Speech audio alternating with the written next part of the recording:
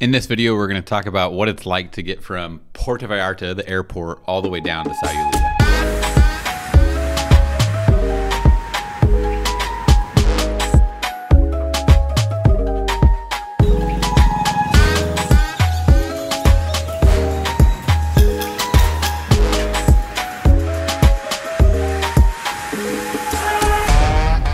Here I am at the airport. This is me walking out the doors. It's very busy and it can be a little bit disorienting, but I know that as I travel down, I really like taking the Uber, and I'm making my way over to the side street where traditionally Uber has picked me up. It was actually really funny on this trip too. I randomly ran into some friends from my town, Boise, Idaho, right there.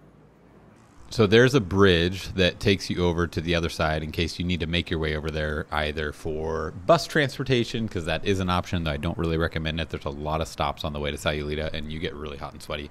So here I am, I got my Uber app up, and I was thinking my driver was going to pick me up right there, but he kind of got directed away from that location. So we were messaging back and forth and he told me, hey, run over the overpass to the other side of the street and I'm going to pick you up that way. So this is that path that I'm walking up now. It's going to take me over this main stretch, which is actually pretty good because the car is heading to the left there. That is the direction that I will be traveling to Sayulita, so it saves my driver some time of turning around.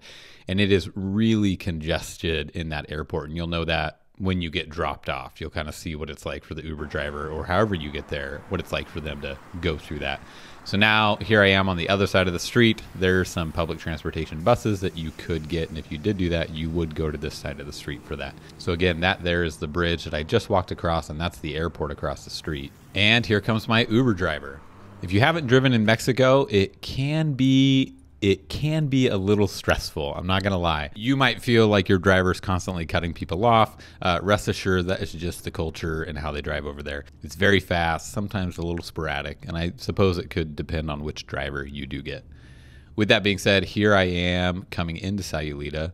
Now the drive from the airport to Sayulita is roughly 21 minutes and about 21 miles. Sayulita is a very small town. It's very compact. The roads are very tight.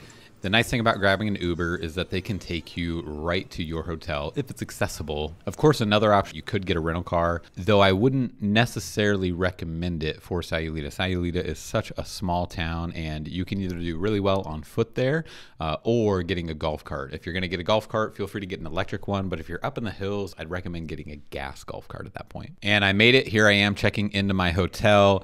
A little pro tip for you: when you're at the airport, it's really easy to hail an Uber. When you're in Sayulita, it's next to impossible to hail an Uber. So I'd recommend, if you did enjoy your Uber driver on the way out, grab his WhatsApp phone number, shoot him a text. That's what I did on this trip. When I left, I just pulled up my WhatsApp, messaged my Uber driver, said, hey, can you pick me up at this time tomorrow, 11 a.m. or whatever it is. And sure enough, he was at the door ready to go, and I was able to take an Uber all the way back to the airport.